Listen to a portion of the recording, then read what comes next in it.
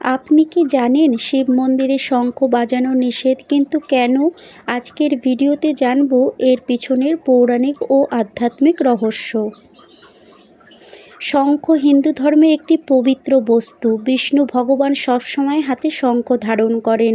শঙ্খধ্বনি এক প্রকার সাত্ত্বিক কম্পন সৃষ্টি করে, যা পরিবেশকে শুদ্ধ করে এবং নেতিবাচক শক্তিকে দূর করে। তবে শিব মন্দিরে এই শঙ্খধ্বনি বাজানো কেন নিষিদ্ধ? এই প্রশ্নের উত্তর মেলে একটি পৌরাণিক কাহিনীতে। তাহলে চলুন জেনে নিই সেই কাহিনী।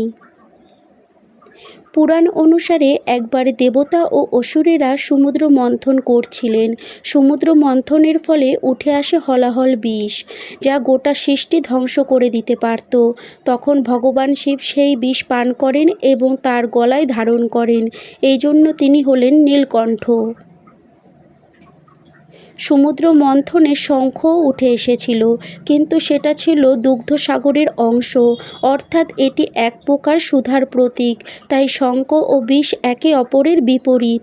শঙ্খ যেখানে সুধা ও পবিত্রতার প্রতীক, শিবের গলায় ধারণ করা বিষ সেখানে বিপরীত শক্তির প্রতীক। এই কারণেই বলা হয় শঙ্খের ধ্বনি শিবের ধ্যান ভগ্ন করে এবং শিবের অগ্নিদৃষ্টি বা তাণ্ডব রূপকে জাগ্রত করতে পারে।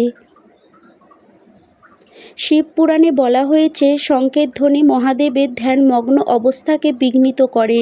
শিব পুরাণ রুদ্র সংহিতা অধ্যায় 15-তে এ বিষয়ে উল্লেখ আছে।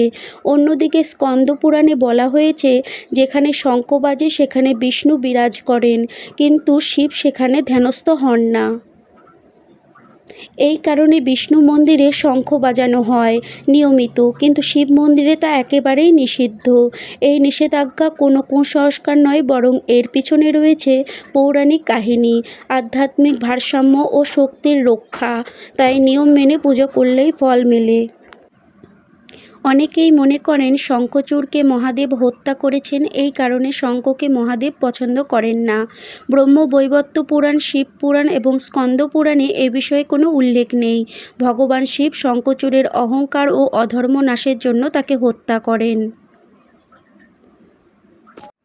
না। পুরাণে কোথাও স্পষ্টভাবে বলা হয়নি যে শিব শঙ্খকে অপছন্দ করেন। শঙ্খচূড় নামের অসুর ও শঙ্খধ্বনি এই দুইয়ের মধ্যে মিল নামমাত্রে। তার হত্যার সঙ্গে শঙ্খধ্বনির প্রতি বিরাগের কোনো সরাসরি সম্পর্ক শাস্ত্রসম্মত নয়। শঙ্খ হল সুধা বা অমৃতের প্রতীক, যা সমুদ্র মন্থনে উঠে এসেছিল, আর শিব ধারণ করেছিলেন হলাহল বিষ। এই দুটি শক্তি বিপরীত মেরু। শঙ্খধ্বনি শিবের তাণ্ডব রূপ জাগিয়ে তুলতে পারে, তাই ধ্যানস্থ শিবের মন্দিরে শঙ্খ বাজানো হয় না। শঙ্খচূড় বধের কারণে নয়, বরং আধ্যাত্মিক ভারসাম্য বজায় রাখার জন্য শিব মন্দিরে শঙ্খ বাজানো হয় না। এটি একটি শাস্ত্রসম্মত ব্যাখ্যা। আপনাদের যদি এই ভিডিও ভালো লেগে থাকে তাহলে অবশ্যই লাইক দিন, শেয়ার করুন এবং আমাদের পেজটি ফলো করতে ভুলবেন না। কমেন্টে জানাবেন আপনি আগে জানতেন কি না এই তথ্যটি। হরে কৃষ্ণ।